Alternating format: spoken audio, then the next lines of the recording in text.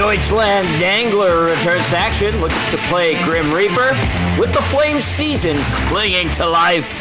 It's the last Battle of Alberta of the season, and we get you set for the Oilers and the Flames right here on the GCL Diesel Oil Stream pregame show. Good evening, everybody. Hope you're doing well on this Saturday in the Big E. Tom Gazzola with you alongside Hernan, Salas back at EST Global HQ. I'm inside the EST Satellite Studios from beautiful downtown Edmonton as we get set for the final battle between the Oilers and the Flames in this regular season. Very, very, very slim hopes that the Calgary Flames can stay alive. The Oilers could put an absolute dagger into the hearts of the Flames and their fan base tonight. However, Edmonton has not been playing particularly well, not getting the results. Obviously, an awful night on Thursday in Seattle, looking to bounce back. Calgary, winners of 4 of its last 5, just looking to scratch and claw its way into the postseason. Of course, you can get into the conversation. Hit us up on the text line, 780-218-9999. Of course, you can also get into the nasty chat on YouTube. Like, share, subscribe. We appreciate that so very, very much. And I should add that GCL Diesel, presenting sponsors of the Oil Stream pre- and post-game show, are also providers of the best diesel engine components around, from turbochargers to injectors, fuel pumps to sensors. They are the critical engine component experts, proud to serve Edmonton and Northern Alberta for over 50 years. The Latino Heat.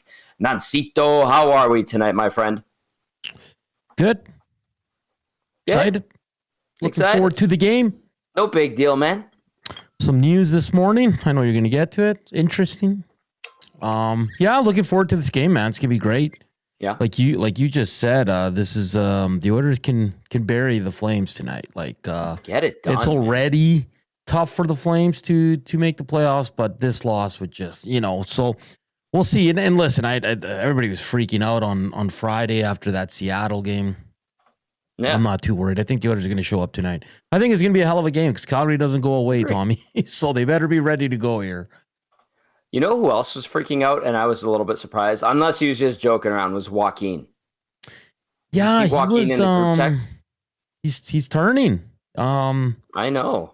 Weird because I looked at that Seattle game and I was just like, guys, it was coming. It's one of those games was going to happen here, and it was Thursday night, Tom, and it wasn't pretty. No excuse. They were awful, but that's why I think tonight they'll be fine. And 10 games left, Tom. I said they'd probably pick up 7 wins. This team is good, very good. They're dealing with the injury bug.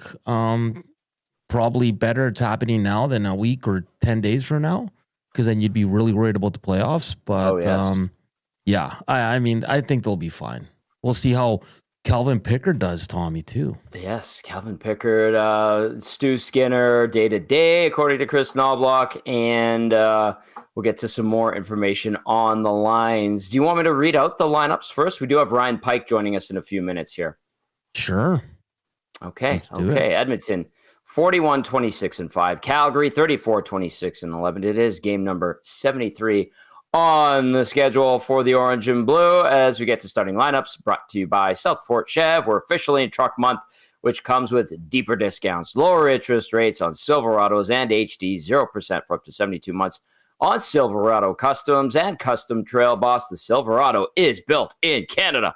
90-day payment deferral or $10K cash back with the purchase of a new vehicle. Conditions do apply. See dealer for details at www.southfortchev.com. Drive a little, save a lot at South Fort Chev. For the Oilers tonight, Draisaitl between Podkolzin and Arvidsson, Nugent Hopkins with Skinner and Hyman, Henrique with Max Jones and Kasperi Kapanen, Matthias Janmark back at center with Corey Perry and Connor Brown on defense for the Oilers. I saw this pairing and I was like, ugh. Wallman with Bouchard, Nurse with Stetcher, Kulak with Emerson, no John Klingberg tonight. Ooh, boy, is right, Nan. So what do you think of that? Yeah, man, I'm concerned about Ekholm. I'll say it. I have to. But yeah, good. Draisaitl's back. Enormous for this team. But yeah, that first pairing. Whew. Did you say Wallman struggled a little bit defensively lately? You said Wallman Boosh? Yeah. Interesting. Yeah, I don't know about that, Tommy. You don't like we'll it, see do you? tonight.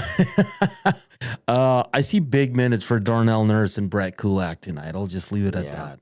Okay, They'll be over we'll 25. At that. We'll just put it right there. We'll put it right there. Yeah, I don't want to be a downer. I just say, listen, and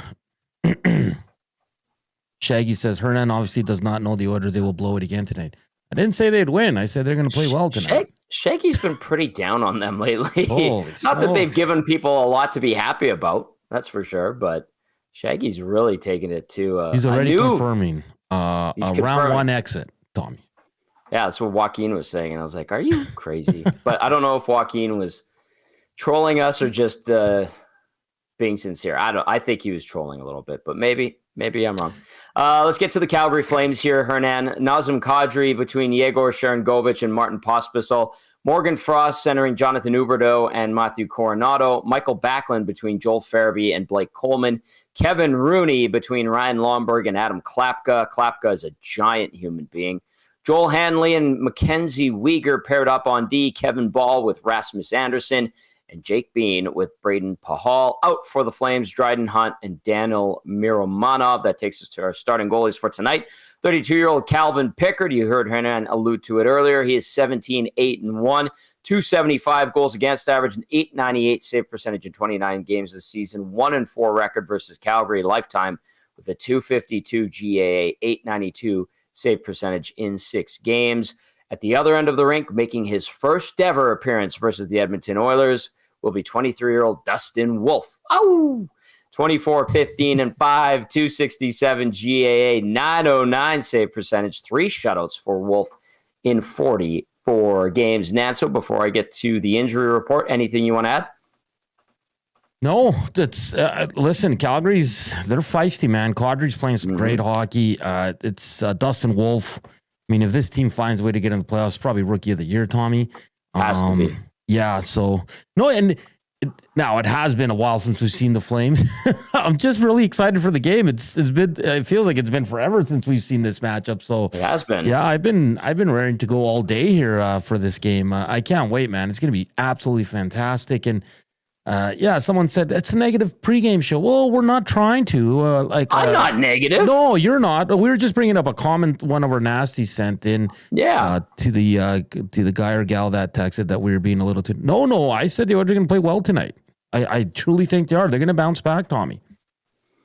Oilers are a good team. I think I told Joaquin when he started throwing out spewing negativity in our ESC group chat. I said they're going to win against the Kings in the first round. I am watching this Kings and Leafs game, and I do think the Oilers beat LA in the first round regardless. I really do. LA's LA's a good team. They're heavy. They skate fast. They're physical. I get it, but I think the Oilers, once healthy, are just as – they can beat anyone, guys. They can beat anyone. I'd say they're better. Oh, really, Tommy? How dare I be positive? How dare I? We have no room for positivity, Tom. No room for positivity. No room. Do you want to throw out the question of the night really quickly? I know we have Ryan Pike and the injury report coming. I just want to ask you what you want to do. I can do it. Let's get some interaction. So it was very similar to, because there was a freak out on Friday, Tom. I don't know if you listened to all the shows on EST, and there was a lot of negativity. So they got their asses kicked. Sure, but I find the concern levels a little silly right now. Listen, this team's not going to fall out of a playoff spot. We need to pump the brakes on that. We truly do. There's 10 games left, Tom. It'd be a collapse of epic proportions. Yeah, it would be epic. But I just want to get a gauge from, I know we're shagging St. Albert stands, but the rest of our viewers and listeners, text us 780-218-9999 or hit up the Nasty Chat. From 1 to 10, 10 being the highest, what's your concern level at with the Edmonton Oilers on March 29th with 10 games to go? Tommy, where's your level at? 5.5. Ooh, that's still pretty high, Tommy. Toronto just tied it up. The universe is listening to us, obviously. I'm concerned. I'll be honest. I'm concerned about the injuries this team is suffering. The injuries are, they are something that kind of... And the mystery that surrounds these injuries too is a little bit. That's it. I don't get a good vibe off of, but I trust that these guys are doing this, that the management team, coaching staff, medical staff is keeping these guys out. When I say doing this, to have them ready for the postseason. Yeah. I trust in good faith that is the case. If not, So there you go. Question of the night. What is your level of concern when it comes to the Edmonton Oilers with the last 10 games remaining on the schedule? Text us 780-218-9999. Get into the nasty chat as well. Let's get to the Advantage Sports Medicine and Physiotherapy injury report at Advantage Sports Medicine and Physiotherapy. We treat you like the pros. Our multidisciplinary team includes sports medicine physicians, along with highly skilled physiotherapists, strength and conditioning coaches, and massage therapists. If you have a nagging pain you'd like to see go away, book your consultation today at www.advantagesportsmed.ca. For the Oilers, still a lengthy list. This is not good. However, I trust in good faith that this list will get shortened big time by the time we get to April 17th, April 18th, around there. Matthias Ekholm, day-to-day, maintenance. Stuart Skinner, day-to-day, obviously upper body. Connor McDavid, day-to-day, lower body. John Klingberg, return to action, but who knows with this guy. Undisclosed, whatever's ailing him. Trent Frederick, IR, ankle. Alec Regula, IR, knee. And Evander Kane, LTIR, abdominal surgery and knee surgery. As for Calgary, Connor Zary, day-to-day knee. That looked like a nasty injury.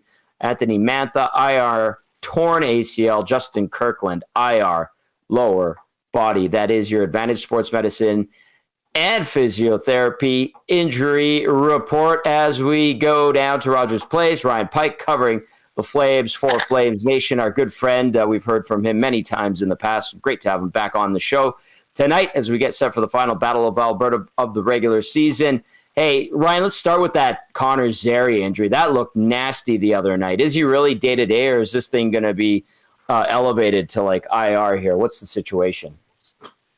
Well, the team announced this morning that he's week to week, and I think there's sort of a breath of relief because, it was one of those injuries that in the moment when you see someone go down and clutch the knee that they had previously injured in January, you just hope that it looked worse than it really was. And, I don't think it's by any stretch a minor injury. I think he'll be out. When you say week to week, in his injury in January, he missed till after the Four Nations break. So he was out about 6 weeks. So, there aren't 6 weeks left in the season. So I think it'd be, very optimistic to think that we see him again with the Flames this year, but it sounds like he dodged a bullet.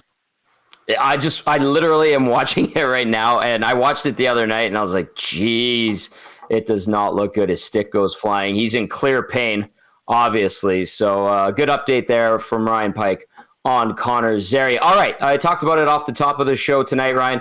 The Flames looking to stay alive. You look at the standings. St. Louis has really taken the bull by the horns in the Western Conference playoff picture, trying to get and bully its way into the postseason. Calgary, 8 points back of St. Louis. They're on a 9-game heater. Calgary's won 4 of their last 5. How crucial is this Battle of Alberta from a Flames point of view? Oh, I mean, at this point, the Flames have to do everything they can to try to reel in St. Louis. And, I'll say this. I mean, if you're the Flames, you control your destiny in a sense, but I don't think anyone really anticipated St. Louis winning 15 of 19 coming out of the Four Nations breaks. They're on sort of a run for the ages. And I think if you're the Flames and you miss out by a point or two, as sour as it tasted to leave in their mouth based on how good a season they had, I think you might be able to give yourself some solace at how good St. Louis has been. But, the Flames, they've been, to a man, they've been believing in themselves and telling the assembled media that they have a lot of belief in themselves since the beginning of the season, since the opening day of the golf tournament. And, let's give them credit. They've backed it up. They've talked a pretty big game in terms of just let us play our game and see what we can do. But they've completely lived up to their word, and they're in the playoff mix, and I think they completely deserve to be based on how they played. I love the feisty nature of the Calgary Flames. I have said it on the record, on the air, on all our shows all week long. I'm actively rooting for them because more Canadian teams, the better, obviously. And then I secretly and selfishly always want to see another Battle of Alberta in the postseason because that one we had a couple of years ago was so much fun to cover. All right, Ryan, the teams play of late. You talk about them trying to hang in there. Winners of 4 of 5, like I mentioned. How would you sum up the team and what Ryan Huska has this group doing in the later part of the season here? Well, I mean, I'll say this. Last year, the Flames are being disassembled on the fly, and they still hung in the playoff mix until basically the trade deadline, and then sort of the bottom fell out on them. I think that last month of the season where Ryan Huska was able to sort of tinker with the team and sort of see what he had was really good because, you figure out what works on a team that arguably doesn't have any offensive stars. They have a lot of very good offensive players, but no one, I don't think it's unfair to say they don't have a McDavid or Draisaitl. So they sort of have to play a certain way to succeed. And the team's really embraced that this year. And, they've gotten very good goaltending this year from both Dustin Wolf and Dan Vladar. And they're a team that has to win playing close, low-scoring, grinded-out games, but they have the goaltenders to do that, and they have a group that's been able to get them just enough goals to win most of those games. So, it's one of those things where, they've been playing right now the same way they've been playing since the beginning of the season because they've never been a run-and-gun team. They don't really have the horses to be a run-and-gun team, but They've been blessed with self-awareness, and they've been able to make it work. Ryan Pike, join us now from Flames Nation as we get you set for the final Battle of Alberta of the season down at Rogers Place. It is a late one tonight. A lot of 8 o'clock starts for the Oilers to wrap up the year. We're very much used to that. Ryan, you mentioned Dustin Wolf, the way he's played, really taking the reins when it comes to the number one job in Calgary. And I think that was the hope all along, maybe a little bit sooner than some had anticipated. But 24, 15, and 5, 267 GAA, 909 save percentage, throw in a few shutouts there. He's looked excellent. And I was very eager to see his progression, watching him get a taste last year. I loved goalies of the 90s and the early 2000s. We got to enjoy the era of Cujo, Hasek, guys that Bill Ranford, if you will, Mike Vernon, anticipation goalies, reflex goalies. He seems like that type of goalie, kind of a bit of a throwback. How would you describe the emergence of Wolf and what he has become as a goaltender in the NHL? Oh, he's been, I think folks anticipated him having a bit more of a learning curve, the NHL, but I mean, he's been able to be every bit the goaltender he was in the Western League and the American League at the NHL in his first full year. And I think that speaks to, his preparation, but, I think it also just speaks to, how hard he's worked because, it's no secret he's not a 6'7" modern goalie. He's very generously listed as 6 foot. He's probably closer to 5'11", but because of that, he knows what he needs to do. And he's so good at anticipating, where plays are going to go and getting there before the shot's even there. And so a lot of times he makes saves that would look like spectacular saves by any other goaltender. He makes them look routine because he's so good at anticipating. So, he's one of those guys that I know, he's been bandied about in Calder Trophy talk. He's been bandied about, I think, in some circles for Vezina Trophy talk. Vezina might be a bit of a stretch, but he's arguably the reason that we're talking about the Calgary Flames being in the playoff mix at this point.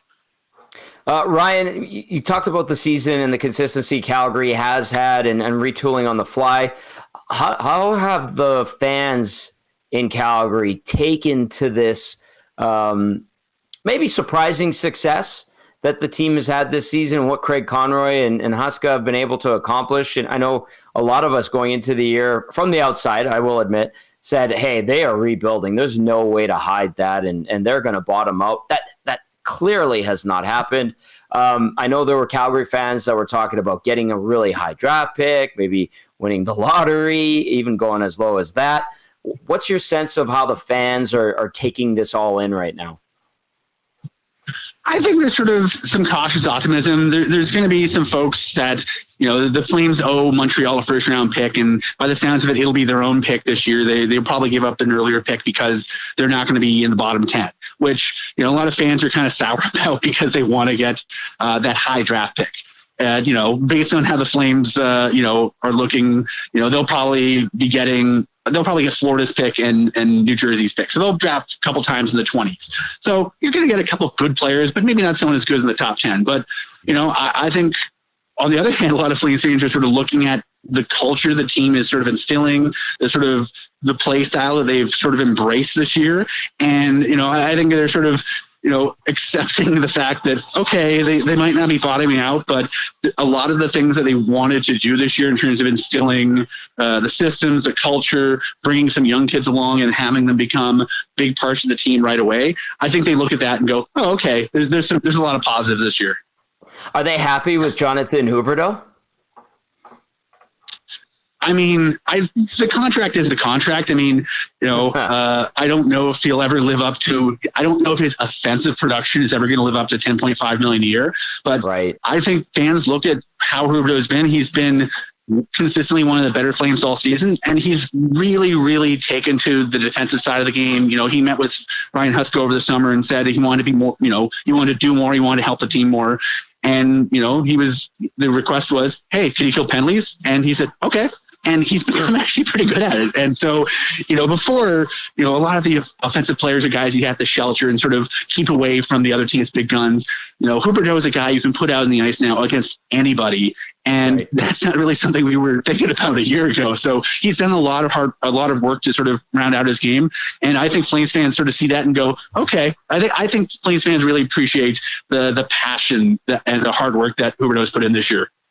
Well, that's a positive thing, and it is admirable. And I will say, watching from afar, it's kind of nice to see a little bit of positivity around a guy like that. Tough situation, sweet contract, but he looks like he's rounding into form. Definitely going to have a 60-point season here. All right, Ryan, in your opinion, if the Flames want to keep their hopes alive this season, what would be the key to success in a win against Edmonton? Oh, I just think they have to just do what they've been doing. I mean, they're not a team that can run and gun, and when they're able to really, turn the game into a bit of a grind and not allow, the Draisaitl's and Nugent Hopkinses and Hymans to freewheel and skate through the neutral zone with speed, then I think they're destined for success. They're not a team that can really go counter punch, but if they turn it into a bit of a trench game, then I think that plays into their style a lot more. Yeah, especially against Edmonton, more of a finesse team, not so much known for its ability to handle those trenches. Ryan, great stuff as always. Thanks for hopping on today. I look forward to seeing you tonight down at the press box. Ryan, appreciate it. Cool. Thanks for having me. That is Ryan Pike from Flames Nation. Always a wealth of knowledge. He's a day-to-day beat reporter there in Calgary. We've got a good contingent of Flames media in town. I saw Pat Steinberg texted me. He's sitting right beside me tonight in the press box. So Ryan Pike will be there. I'm assuming Wes Gilbertson will be there. I really enjoy Calgary's media, I have to say. No fighting, Tom. There's no fighting. Eric Francis is going to be there. I'm just looking at the list that Patty sent me. He is already in the rink at the press box. So, I see him. He's right beside me. That's going to be great. I see Francis. I know Ryan Pike will be there. I don't see Wes Gilbertson, but usually Wes is on the road. What about Danny? Did you say? Wes Gilbertson. I didn't say Danny. Danny Austin. Is he still in Calgary? I think he is, yeah. I'm pretty sure he is, Tommy. No fighting. We generally get along very well with the Calgary media. I'll be honest with you. No scraps in the press box, Tommy. I like those guys and girls. They're very nice people. Very nice people. All right, 11 games on the schedule tonight. Let's get you up to speed on what's been going on in the National Hockey League on a a little quieter Saturday night. Tomorrow's going to be busy for a Sunday. Philly, the 7-4 win over Buffalo. Buffalo, my goodness. Ugh. Philly, ugh. Tampa with the 5-3 win over the Islanders earlier today. St. Louis staying hot, beating Colorado 2-1. Damn. The Devils 5-2 winners over Mini. St. Louis now tied with Mini in the wild card standings. St. Louis has played one more game than Minnesota, but 9-1-0 in its last 10, and then Minnesota 5-4-1, and just looking to hang in there. I know there's been a ton of injuries with the Wild, but Vegas 3-1 winners over Nashville. No real shock there. Ottawa leads Columbus 3-1, 9 minutes remaining. LA and Toronto, that's an important game. If you're an Oilers fan, it's 1-1, 13 minutes remaining in the third. Detroit up 2-1 on Boston. 7 minutes into the second period there. Later tonight, you got San Jose welcoming in the Rangers. And then Seattle has Dallas. And of course, we are featuring the Oilers and the Flames as per usual on the GCL Diesel Oil Stream pregame show. Hernan. Yeah, just a few responses on the question of the night. Yeah, concern level for the Edmonton Oilers because people are freaking out on Friday. Yeah. Hunter's Pancake says 3 out of 10. VR says 2. Smith TM14 says 2. Johnny says 5 out of 10. So, outside of Shaggy, I think everybody's pretty calm right now. How about this one from Maple Jed in the inbox, 780-218-9990. I got the inbox here. See, teamwork makes the dream work. That's how we do it, you and I. Maple Jed says to make the playoffs, concern level 0 out of 10. To make a long run, 7 out of 10 with the way they have been playing. I'm hoping the Battle of Alberta will bring the best and the beast of the Oilers and get them into a killer's mindset. Maple Jet, appreciate that text. Let's go to Ken, who says, Hernan, my concern is at 7. Injuries, main reason, but doubting a lot of Coach Knobloch's lineup decision, reluctance to call timeouts, etc. Also, I worry about Frederick being more injured than the Oilers are letting on, and he might not be available for the rest of the season. Valid concerns, Ken. Valid concerns, Maple Jed. Keep those coming in. We want to hear from you. What is your level of concern when it comes to the Edmonton Oilers closing out the season, making a run in the postseason?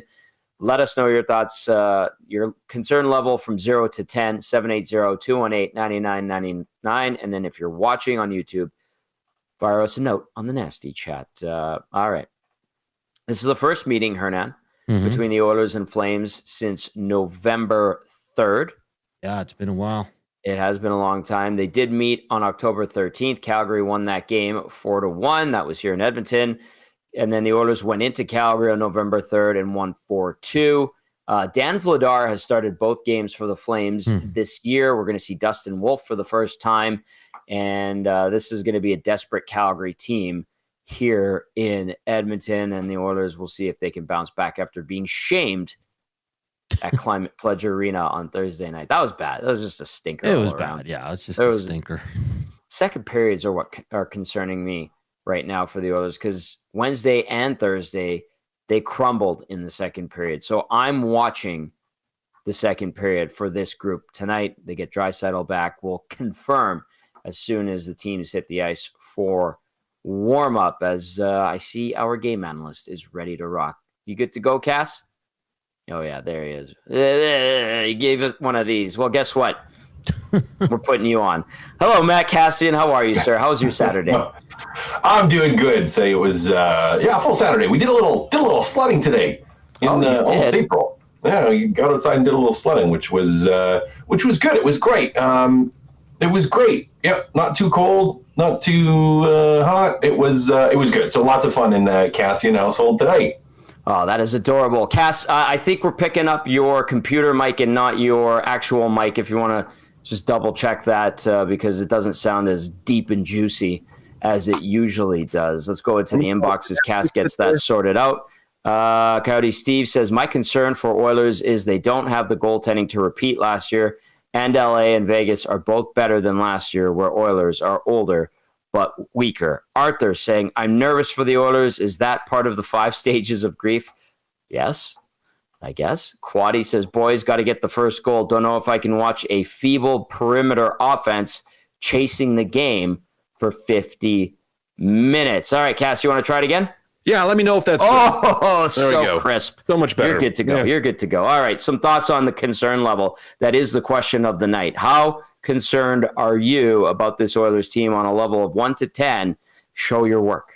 Yeah, I'm probably at like a 4, so I'm not overly concerned, but there is some concern. And okay. I think for me, the biggest concern, as it's been mentioned by a few people, is regarding injuries currently. Draisaitl, yes, most likely coming back today, but is this something that's going to linger? McDavid, not back yet. It's going to be the same thing. Stuart Skinner, not in the lineup. And maybe the biggest one of all for me, the biggest one of all right now is Matthias Ekholm. Right. Because this has been an ongoing sort of thing. Like this, he's going to miss the game again today.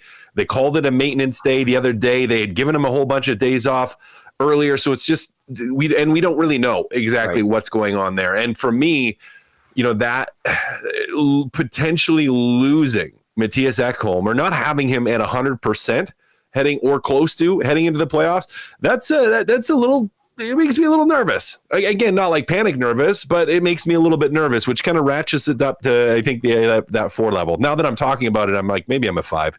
Maybe I'm a little more nervous about this, primarily because of Ekholm. But yeah, I'm not freaking out yet. But there's some nerves there.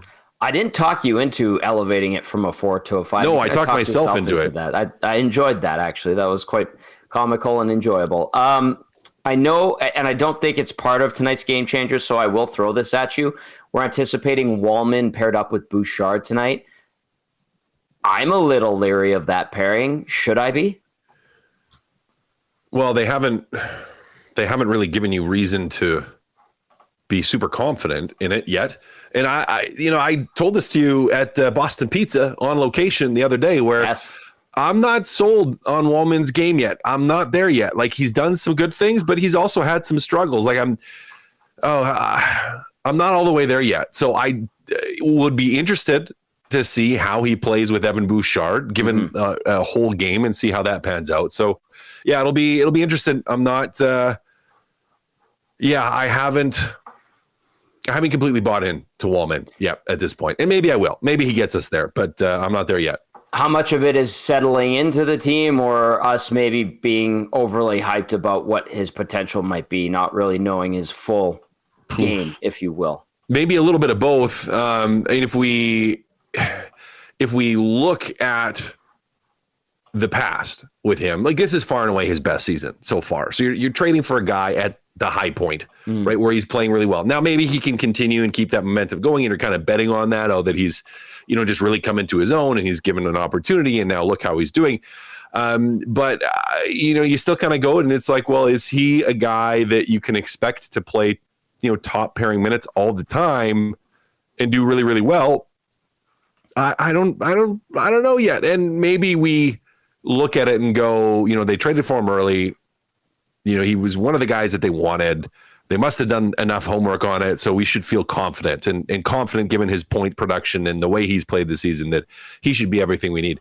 But I don't know yet. And maybe there is some that's just comes from that expectation, and that we're expecting him to make the team better. But I don't know. Maybe not for me, because the whole time I was like, well, he's still a guy that normally plays on the left side, and you needed a right-handed guy to play on the right side, and the left-handed guy, if you were going to get a left-handed guy that plays on the right side all the time.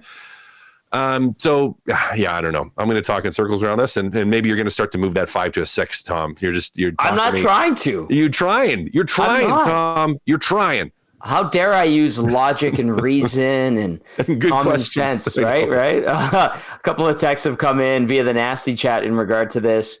Quaddy says, definitely, Cass. The Viking injury is a real problem. Simple 1-on-1 says, Wallman on lefty is better than playing on his offside. I think that's a good point. And I feel like I overlooked it a little bit. Maybe that had something to do with his dip and play as well, because he was over on the right side. Quaddy also emphasizes Wallman on his strong side. Shaggy says red flags for the Oilers all over the place, and we'll see how it goes tonight. All right, let's get into Game Changers now with our game analyst, Matt Kassian. Game Changers is always brought to you by Damon Bunting Real Estate. Damon Bunting, consistent, top-producing realtor in the greater Edmonton area for over 17 years. He's community-driven and understands what it takes to make a difference in our city. Check him out, DamonBunting.com, or visit his Instagram at Damon Bunting Real Estate. I think I saw him putting a for sale and then sold sign on a property today. So good job, Damon. Birthday week for him. Kicking butt, taking names, all in good fun. All right, point number 1 tonight, Cass. Leaning on Leon. Well, he's back. He is back. We think he's back anyways. But yeah, I mean, hey, listen, he has been the Edmonton Oilers' best player, most consistent player, the driving force this season. We all know him. We all love him and love watching him play. But a big night for Leon to come back. And it's Saturday night. It's the late game on a Saturday night against the Calgary Flames. And so it's a big one. It's a big one for Leon to come back. And I think, especially with how that last game went, where there just wasn't anything in the tank against Seattle. Like it's a little bit of a boost, or it's a big boost. It's a boost for your power play. It's a boost for your 5-on-5. I mean, it's a boost for your face-offs and your ability to control the puck and control the play and have puck possession. I mean, it's just huge. And when you're one of the best players in the world, yeah, you're going to have an impact, most likely, most nights. And Leon certainly has that. So a big thing for Leon, most likely being back in the lineup here. Again, you're going to confirm when we finally see them out on the ice, but most likely he's going to play tonight. And how can that not be a boost for the Edmonton Oilers? Absolutely. I want to sprinkle some good news out there to Oil Country, because the Toronto Maple Leafs, John Tavares, has just scored to help the Leafs move ahead of the Kings 2-1. 7 minutes remaining in the third period. So you're saying there's a chance. Nanso, do you want to add anything to point number one, leaning on Leon?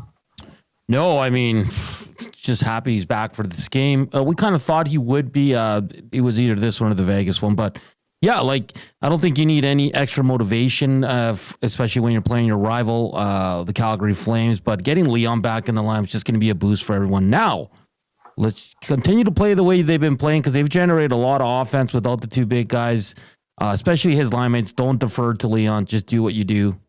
Crash the net. Put pucks on net. So excited to have the big German back in the lineup, and I'm sure the boys on that team are pretty excited as well. Yeah, Draisaitl expected to play between Podkolzin and Arvidsson. All right, that was leaning on Leon, point number one of Game Changers tonight. As we move on to point number two, Flaming Kadri. Oh, he is red hot right now for the Calgary Flames. That Hansel, Kadri, so hot right now. So hot right now. I mean, he's been pretty good for most of the season, but man, he has been absolutely clutch for this team. The last, is that 5 games? 6 games. No, 5 games. The last 5 games, 8 goals, 1, 2, 3, 4, 5, 6, 7 goals. Sorry, not 8 goals. 7 goals in the last number of games, and putting up points as well, getting in fights as well. He's Kadri's a gamer, and we've seen him. I know McDavid's not in the lineup, but we have seen him against the Edmonton Oilers, and their top players have tremendous nights where he impacts a game, and he has the ability to impact the game, not just with his offense, but with his aggressive physical style. He's a guy that does get in there on the forecheck. Like, he likes to disrupt. He likes to be in and around it. And I wouldn't call him a pest, because I think he's a player that tries to back up what he does. Yep. But he's kind of pesky to play against, at the least, where he's frustrating. He slows guys down through the neutral zone. He's always in your grill. And he's good enough to put the puck in the net in the offensive zone. And he's feeling it right now. He is absolutely feeling it on a heater. 2 goals in each of his last 2 games. And then a couple of singles before that. For the Edmonton Oilers, for as much as, like, the Calgary Flames are, if you look up and down their stat sheet, they're also a very, kind of like Seattle, they are a by committee team. Yes. Like, where it's pretty spread out through their lineup. But for the recent games, I would say Kadri is kind of, I don't want to say taking it upon himself, but he's kind of taking it upon himself to be the driving force right now for the Calgary Flames. Now, Huberdeau has been playing well as well, and starting to find some shades of old Huberdeau before he got traded to the Calgary Flames. So he's starting to chip in a little bit. And, Connor Zary, who had been a pretty good force, started to come back, but he got injured last game as well. Regardless, Nazem Kadri is driving this offense right now. He really is. For the Edmonton Oilers, he's a guy that you're going to have to find a way to slow down here. You're going to have to deal with the frustration of having him in your face and having no time and space. And beyond that, the Calgary Flames as a whole are going to try to play that way. They're not an overly offensive team. They're not, as you guys were talking about earlier, they're not a run and gun team or a team that does well when it turns into run and gun hockey. And Kadri's not either. He's not a run and gun player, but he is a slow you down, grind it out, get in your way, stifle you, frustrate you, and then, force a turnover, make a nice skilled play, and put the puck in the net. So for the Edmonton Oilers, being able to deal with that, deal with the aggression, deal with the pressure is going to be absolute paramount tonight. Nazem Kadri, to me, Cass, is that guy that I'm like, damn it, I hate him, but damn it, do I respect him as well? Because you're right. You described him to a T. Probably a great guy to have on your team, and you're just like, well, if he's going to bust his ass and he's got the skill and he's getting paid like a premium player, like I should try to replicate that as much as possible. He's not afraid. He's not the biggest guy, but he goes and does it. I think you summed that up very, very nicely. All right, let's go to point number 3 of Game Changers, brought to you by Damon Bunting Real Estate. Point number 1 was leaning on Leon. Point number 2 was flaming Kadri. Point number 3, Matt Kassian, our game analyst, is energy. Yeah, there's been a lot of output up until that Seattle game where there was no output left. When they got down a couple goals, when it fell apart, it really fell apart, and there was no energy in the tank. They had the push against Dallas, trying to come back in that game, and didn't quite have enough to get there, and it just fell apart against the Seattle Kraken. Now, it could go one of two ways here tonight. Are we going to see a hangover from that, or are we going to see a response to that, especially with Leon coming back in the lineup? Like, are we going to see, a team that kind of sits back from an energy standpoint and feels like, yeah, that was, pretty tough run. We did some good things. We played hard, but Leon's back now. We got this. He's got this. And everyone kind of sags a little bit because they're anticipating Leon just to do everything. Or is it a group that's going to play with that energy? And this is going to be an energetic game. Yeah. I had a conversation last week with one of the guys, one of the players on the Flames, and he said, like, it's a grind. He's like, hey, Cass, it's a grind right now. He's like, it's a good grind. We're playing well, but he's like, it's a grind because he's like, we're playing playoff hockey. He said, every night we're playing playoff hockey. And that's the type of game you're going to see from the Calgary Flames tonight. Like, it's going to be energetic, hard-paced, tightly checked with no big mistakes game by the Calgary Flames. And those type of games take energy. They just do. Like, they can wear you down. Now, Calgary, the adrenaline is going, it's pumping because their window is closing and closing and closing. And with how well St. Louis is playing, like, just kind of inching smaller and smaller and smaller. So you are going to get the absolute best, because the reality is for the Calgary Flames is like every game is beyond a must-win game. This is playoff hockey for them. Edmonton needs to bring energy. They need to bring playoff style energy. And I'm interested to see if they back that up. Like, if they bring it, especially with how poorly that game ended up going against the Seattle Kraken. Tom, what kind of Oilers energy do we see tonight against the Calgary Flames, who are holding on for their playoff lives? Edmonton can drive a final nail into Calgary's coffin when it comes to their playoff hopes with that St. Louis win over Colorado today. That's huge. And then the Oilers could just absolutely dismantle and destroy the hopes of the Flames nation. Indeed. All right, we do know Draisaitl is going to go tonight. Corey Perry, Reed Wilkins texting in, said he was on the ice for warm-up. He's good to go, because I know there was some questions there if he would be able to play. Perry is a go for tonight. All right, keep those texts coming in. 780-218-9999. Gazzola, Kassian, and Salas with you here on the GCL Diesel Oil Stream pregame show. The question of the night from Hernan, the Latino Heat, was how much concern, or what is your level of concern, 0 to 10, when it comes to the Oilers going into the stretch drive and into the playoffs? We had a couple of responses, guys, that I want to get to via the inbox. Doof says, I wouldn't say I'm concerned. I'm just okay now with an early exit in this year's playoffs. I feel at this point there would be too many things that have to go right in order for them to have a deep run this year. See, I understand that rationale, and Doof isn't the only one who has had that feeling and shared that sentiment, but I don't like the principle of it. I feel like it's defeatist. And maybe it's for some fans a way to prepare themselves in case it's not a run to the cup final. But I don't think that that's going to happen. I still have faith in this group if it's healthy enough, regardless of how bad the goalies have played in the regular season, regardless of how spotty most of the season the defense has been. For some reason, Cass and Hernan, I think that they can buckle it down in the playoffs. Call it a switch, whatever. I do think that they are capable of that. Am I crazy? No, you're not crazy. But even if they do, it's still a hard road. Now, the good thing is you're going through the Pacific and you're not going through the Central, because the Central is an absolute grinder. Those first two rounds are going to be vicious. And not that they wouldn't be in the Pacific either, but I just that Central, like, man, all of those teams could potentially win it. And the reality, and this is where, Tom, you're not crazy for saying it, but where I understand where people are trying to prepare themselves that way is, like, you're still going to play a really good team in the first round. Yep. And you're going to have to beat a really good team in the second round. And then you're going to have to probably beat an even better team in the third round. So I understand where people are trying to emotionally just kind of prepare them for that. Hernan, what say you, as Tommy likes to say? Yes. Yeah. I mean, I think the injuries are concerning people for sure. And like Tommy, you said it earlier, it's, we don't know what the injuries are, which is concerning, right?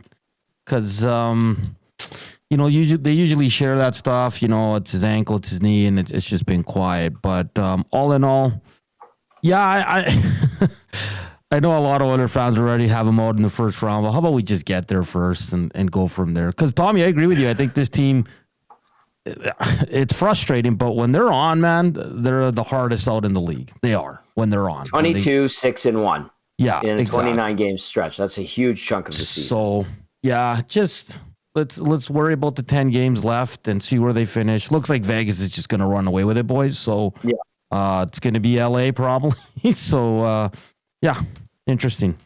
All right, let's go to this one from Big Dave, who says, concern all over.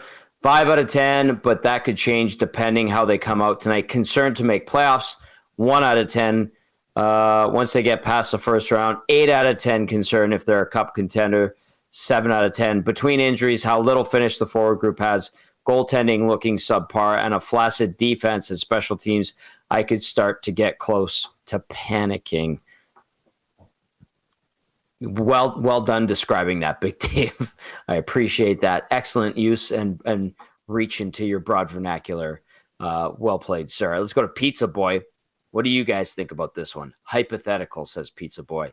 If Kane is feeling better and wants to play, do you LTIR Ekholm for the rest of the year and activate Kane? I'd prefer Ekholm at 80 to 90% for playoffs, that 50 to 60% for the rest of the year, and less for playoffs. That's from Pizza Boy. And I will remind folks that Chris Knobloch said they don't even expect Kane to be ready until at some point in the playoffs. Yeah. So he might not even be ready to play games in the regular season. But if he were hypothetical, as Pizza Boy put it, what would you say to that? Cass, you go first. Yeah. It's hard. I think if I'm talking about Ekholm, I just want him to be off for as long as he needs, right? Like, if he's off the rest of the way and he doesn't play another game until playoffs, that's fine. I'll deal with that. For Kane, like, again, it's so late. Like, I don't know how effective he's going to be. And I don't think one of the guys that was mentioned in that is Frederick. Right. And that wasn't mentioned in that, but it's like, okay, well, how are we going to handle him? And what happens if he's not ready to go until halfway through the first round? Are you just going to drop him in and throw him in, which you might, and you might want to, but yeah, I mean, it's, I kind of go to me, Kane, I just don't really factor him in at this point, because you don't know when he's going to be back and you don't know what you get. Yep. Good point. But it's important for Ekholm that he gets as much recovery as he needs. And if that means he doesn't play down the line and you don't get, like, if I had to pick, do I want home ice advantage in round 1 or do I want Ekholm closer to 100%? I'm taking Ekholm closer to 100% going into the series for sure. I don't know how you guys feel, but that's for me. Hernan. Yeah, that's a tough one. But I'm with Cass, and I think we all agree. I mean, Ekholm's so important to this team. Whatever he needs here in the last 2.5 weeks of the regular season, just if he doesn't need to play, then don't play him because you need him at close to 100%. He probably won't be at 100% come game one, but he's a big one. And Kane, Tom, you just said it. Like they're even saying they might have to get into round 2 and 3 for the potential of Evander Kane playing. So yeah, I'm just not gonna. Can't really consider it because he just hasn't been around he hasn't been part of the team all year. So yeah, good sign that he's starting to take morning skates and practice with the team. But a couple of injuries, that was 4 or 5 operations. It kind of rolled into one, and then the knee scope. So that's a lot to recover from, and he hasn't played a single game. He hasn't played since the Cup final. So that's tough to have high expectations for him. All right, good question. Appreciate that. Good hypothetical there, Pizza Boy. Cass, fantastic game changers as always. We'll catch up with you on the post-game show. Sounds good, fellas. There's our game analyst, Matt Kassian, with Game Changers, brought to you as always by Damon Bunting Real Estate. Damon Bunting now with the agency. Great news for Oilers fans. The Toronto Maple Leafs are on the cusp of handing the LA Kings just their 4th regulation loss of the season on home ice at Crypto.com Arena. Less than 30 seconds left to play. John Tavares had just scored into the empty net. The Kings pressing to cut the lead in half, but they're down to 20 seconds here. So that's a good sign, maybe an indicator how the night is going to go in oil country because it's been a tough week. And the Oilers looking for a couple of important points, and they'll look to take advantage of a Flames team that is on the cusp of missing the postseason once again. Let's get to your starting lineups, unless you have something to throw out there, Hernan. No. All I'm good. Let's go to starting lineups. People going, who's in, who's out? Well, here you go. Leon Draisaitl centering Pod Colson and Arvidsson. Yes, Draisaitl returns. Ryan Nugent-Hopkins between Skinner and Hyman. Adam Henrique between Max Jones and Kasperi Kapanen. Janmark at center with Corey Perry and Connor Brown on his flanks. You've got Wallman paired up with Bouchard, Nurse with Stetcher, Kulak with Emberson. John Klingberg comes out of the lineup. As for the Flames, Nazem Kadri with Yegor Sharangovich and Martin Pospisil. Morgan Frost centering Jonathan Huberdeau and Matthew Coronado. Michael Backlund between Joel Farabee and Blake Coleman. And then Kevin Rooney on the 4th line at center between Ryan Lomberg and Adam Klapka. Adam Klapka is a huge human being. Joel Hanley paired up with Mackenzie Weegar, Kevin Ball with Rasmus Anderson, and Jake Bean with Braden Pahal. No Dryden Hunt or Daniel Miramonov.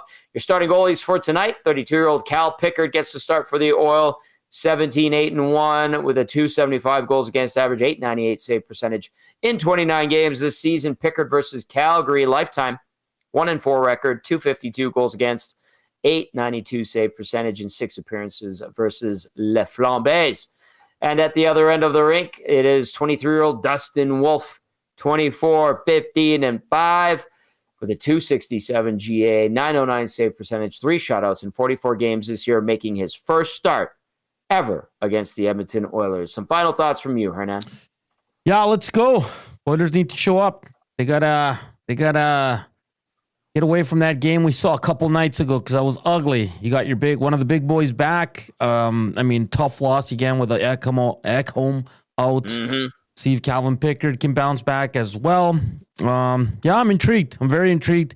This Calgary team, man, I'm telling you, Tommy, I think Gator and I have been saying it all year. Don't sleep on them. They've been pretty damn good. They're probably going to miss out.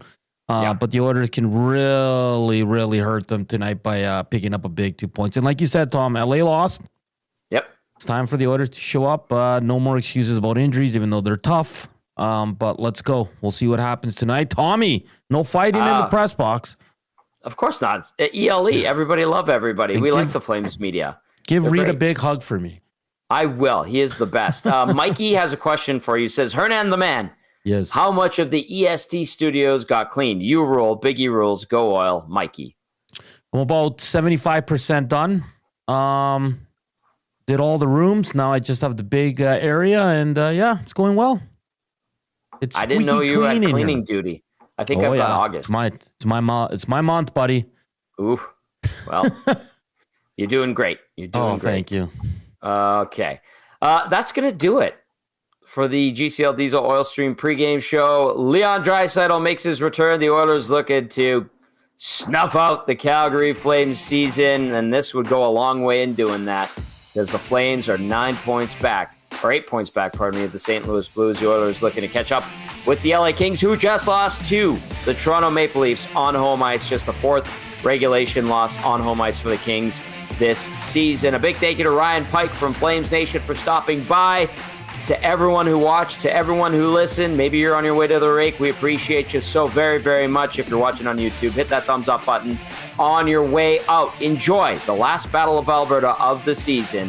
Hernan, Cass, and myself will join you on the post-game show. Ciao for now.